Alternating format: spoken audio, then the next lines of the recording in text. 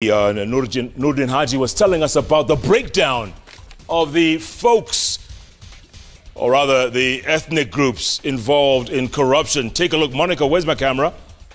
Okay. We're just showing you in case you missed it before the break. Anti-corruption cases from April 2018. Kikuyu, 141. No surprise there. Kalenjin, 46. The Luos, 56. Indian, 15. Kamba, 31. Luya, 29. Kisi, 37. Swahili Mijikenda, 34. Embu, 5. And Somalis, Borana, not to be left out, 16. 16. I thought it was 1. That was Samburu. Okay, it was 1. 16. DBB, let's not leave anyone out of this, right? No, yeah. My goodness. All right, so that's that out of the way. Those people who think that you're going after a certain individual. Yeah, but what about the people who say, you know what, you're weaponizing the war on corruption? How? Well, by, you know, let's say the supporters of DP Ruto saying you're going directly after him, you're targeting him. Or people close to him. I don't think that is right, and they have no right to say that. We're not targeting any individual. We have cases and we have the evidence, you know, we put it before the court of law and they will decide. We have not in any way weaponized the war against corruption. Yeah. When you hear individuals saying, you know what, or rather rallying around Mtuwetu, Uni Mtuwetu. It's unfortunate. That's not what it should be.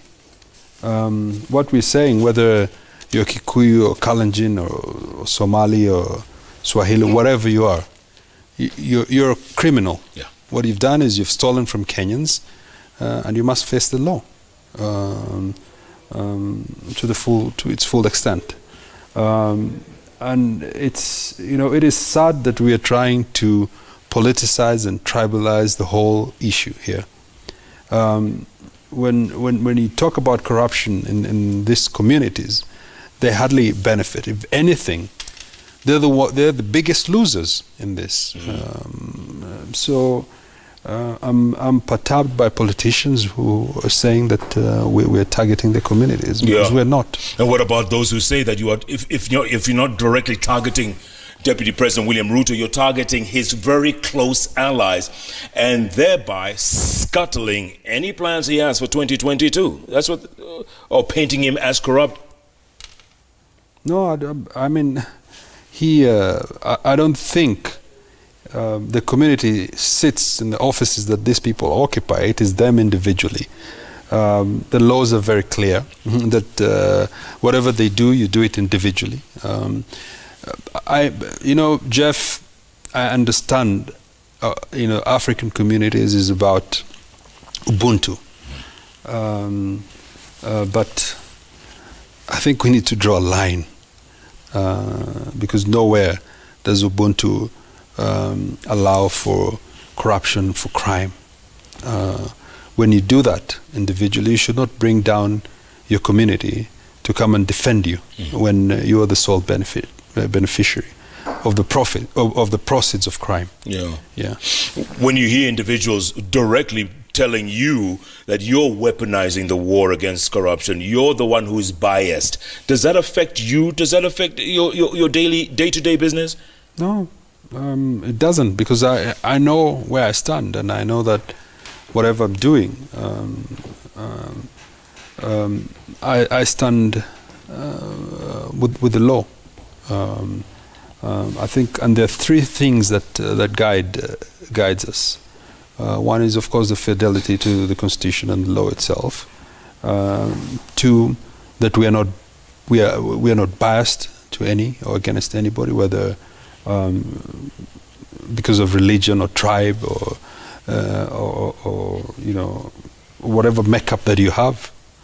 And lastly, that we always ensure that there's a rule of law, and that you're presumed innocent until proven guilty. Yeah. in the principle of presumption of innocence. And these are the things that guide us. Anything else, I think that's all fabrication. Okay. To just discredit what we're trying to do. Look, speaking of discrediting, you and your team are very aggressive in what you're doing. There's nothing wrong with that. Have you ever received a phone call from up high?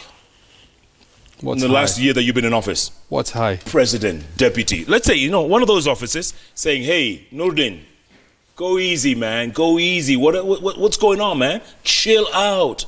Have you ever received such a call? No.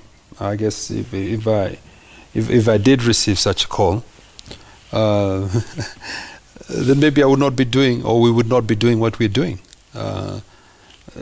There's definitely some quarters that are uncomfortable because no calls can be made. I can assure you of that. Yeah. Yeah. And you don't think that call will come? I'm waiting for it. If it does, what would you do? I would refer them to the Constitution. Yeah. Okay. Yeah. You'd refer the president or the deputy, go read the Constitution? Yes. And I would remind them that, they've sworn allegiance to the Constitution, isn't it? All right. Let's go to the dam question. And it's not a dam question, it's a question about the dams. I get it. Itare, Kamwerer, Aror. This is the most controversial, the most unbelievable story. And it started off as, well, you have said, this is your quote, report that suggests, quote, breaches of the law. 65 billion, 21 billion, 7 billion. What's the number? What's the real number? They're all right. 7 billion was paid to the contractor.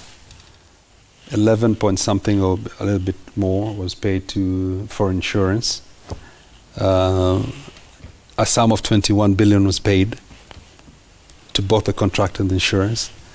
So this is semantics. 65 billion is the total of all the dams that are being constructed there. And there's no construction in some of the places. Not that I've seen. Yeah. Yeah. What does that mean? And why isn't anybody in jail or in court yet? Well, we have to finish the investigations. As I told you right now, the presumption of innocence, the rule of law, and everybody being given an opportunity to present their side of the story. Yeah. I know there's some individuals who've said that we don't know about EPCs and plus financing.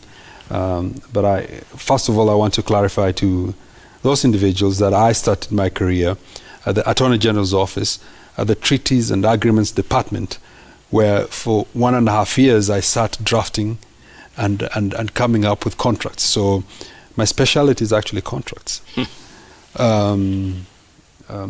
But we're going to give people the opportunity to explain why we are where we are. Yeah. You yourself said you will, if you have to, you will seek assistance from overseas investigators, whether it's Interpol or whoever it is. You're going to go that far to get to the bottom. Is that what you're doing? Yes. First of all, I have to explain that we've changed our approach. We're not just going to charge you, then probably get a sentence, put you in jail, and 10 years later, you go back and enjoy your proceeds of crime. We're not doing that. What we're going to do, and what we're doing now, is that we're going for the money. We're following the money, because our argument is that if we can get the money, our case first of all will be much stronger, and secondly, we'll be able to return it to Kenyans, so that they can be used properly. Yeah. And most of these contracts that we've seen, a lot of money has gone outside. So in the dams, I think money has been paid abroad. We therefore need to ask those countries to help us trace the money and see whether they've been used or went to the right places, and if not, how was it dispersed? Was there any money laundering along with it? And that process, Jeff, is not an easy process. because we have to make applications to those countries, and the applications, you know, we have to prepare documents and prove that we have a case to them. They have to receive it. They have to make their own applications to their own courts and judicial courts in their country, so that they can get permission to share with us the information. And we need it to come from courts so that it is admissible here in Kenya. It's a long process, it's tedious, but it's worth it, because at the end we'll be able to tell where the money has gone, and we'll be able to recover our money, and Kenyans' money. When you hear Kenyans saying, "What's taking so long, Haji? What's the timeline for this? Why aren't we seeing people in court?" What do you tell them? No, people are in court. We're just being a little bit more meticulous in how we're going about getting people to court.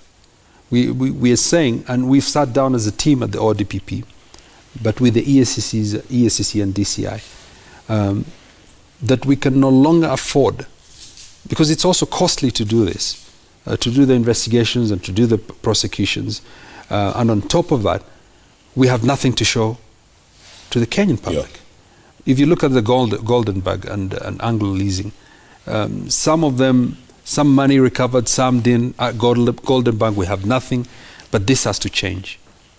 We must be able to get our monies back, monies that belong to Kenyans. And when do we see someone in jail? When do we see them in the docks? That's what Kenyans are demanding. But we have quite a number of people in the dock, Jeff. No, I'm saying for this particular one, this dam, what's the timeline? I can't give you a timeline until we are done with the foreign jurisdictions, and also there's quite a number. We'll have people from Treasury coming in to explain. We'll have people from the Attorney General's office to come and explain how the hell such contracts were entered into, if we find that there's a fault in the contracts. We'll have people from Kerio Valley Development Authority. We'll have ministers from the respective ministries that will have to come. We have PSs to work with, and that's why I said in my statement there's quite a number of government officials that will have to come and explain this, Jeff. Yeah. Look, speaking of government officials, CS Treasury Henry Rotich was grilled for 3 whole days continuously. Is he likely to be in court anytime soon? Does he have a case to answer? Let me finish. I mean, not me actually. Let the DCI finish the investigations and then forward the file to us as ODPP, and then we will look at it in depth, and I'll be able to answer that question. Well, not now. Do you sometimes shake your head and say, "Goodness, 21 billion, 65 billion"? I mean, where you going with this money? You're going to buy what? A 15th Range Rover? I mean, what are you buying? I don't know. I guess we need to ask them that. It's madness. It is. Total madness. We're going to take another break, DBB. Come back and talk some more. Your relationship with DCI. Are you guys tight? Are you tight in what way? Are you good friends? No, we are good friends, but we're not tight. I have to be careful with that. Okay. Yeah. Okay. You were in intelligence before, NIS, right? Yes. The new IG, Hillary. You knew him? I did. You knew him then? I do. Okay. Yeah. Good guy? Very good. I think we'll be able to do a lot more for Kenyans. Yeah. Yeah, and I'm excited. Good man. Yeah. We're talking live with the DPP, who says he's not tight, but close to DCI. So much more. Send your questions at Koinange Jeff at Citizen TV Kenya. Hashtag, as always, is JKLive. JKLive will take a break. Plenty more ahead. Stay with us. Back in a moment. JKLive, powered by Standard Chartered Priority Banking. Your world is better with Priority